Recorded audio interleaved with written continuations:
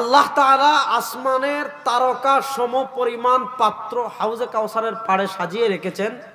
কিয়ামতের দিন আমাদের নবী করিম সাল্লাল্লাহু আলাইহি ওয়াসাল্লাম তার নিজ হাতে আমাদেরকে পানি পান করাবেন এবং তিনি বলেছেন কিয়ামতের দিন হাউজে কাউসারে আমি পানি পান করাবো। এক গ্রাম্য সাহাবী ছিলেন, সহজ সরল।